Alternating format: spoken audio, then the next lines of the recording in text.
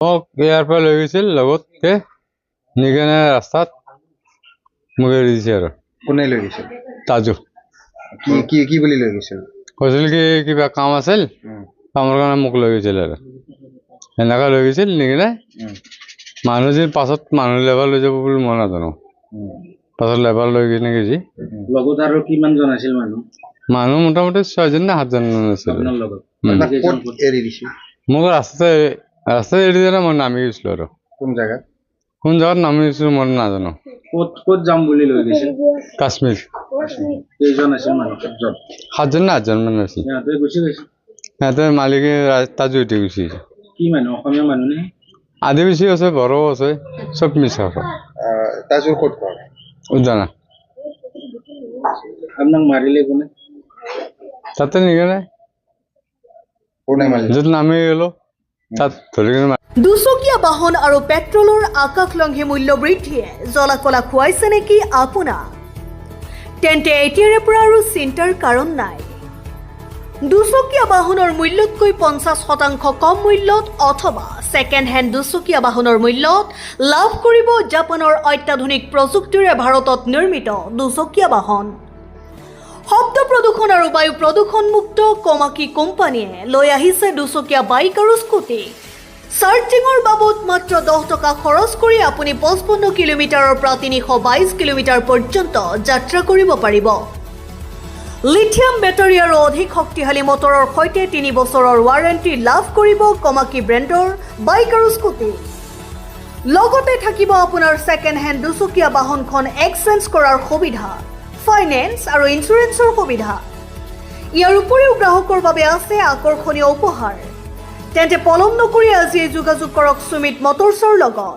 স্থান ৰঙিয়াৰ 27 নম্বৰ ৰাষ্ট্ৰীয় ঘাইপথৰ উদ্যানত অৱস্থিত তথা নলবাৰী অভিমুখী পথৰ দাঁতিত থকা গুৰু গোবিন্দ ধাবাৰ কাষত সুমিত মটৰ্ছত।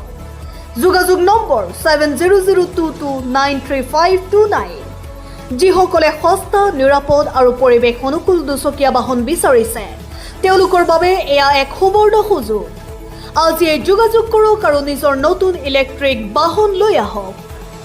সুমিত মটৰ্ছ, সস্তাত স্মাৰ্ট যাত্ৰাৰ নতুন ঠিকনা। মাৰিছে। কোনে মাৰিছে? সিহঁতে মাৰা নাই, বেলেগে মাৰিছে আৰু। কি কাৰণে? হা কি কাৰণে? এতিয়া ক'ব নোৱাৰো। সুধিছিল মোক ক'ত যাবা, মই ওচৰত লেবাৰ লৈ আহিছিলো, তাতে মোক ধৰি কিনে মাৰিছে নামি যাওঁতে।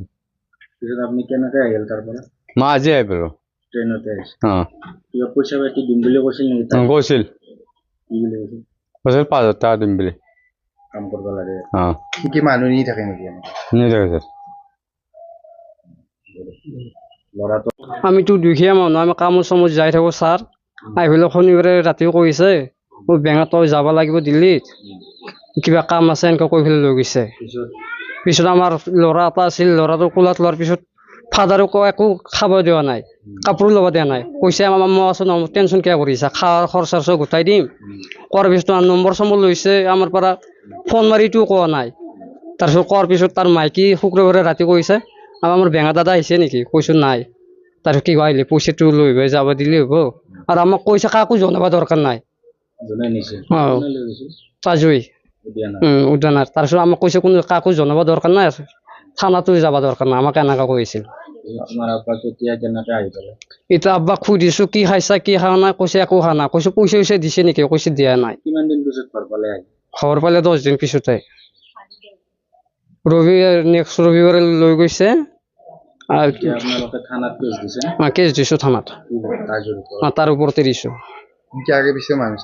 আগে পিছেতো মানুহ লয়ে, এতিয়া তাৰ মোৰ মাথা মাৰছে মোক লৈ যোৱাৰ কাৰণে। এবাৰ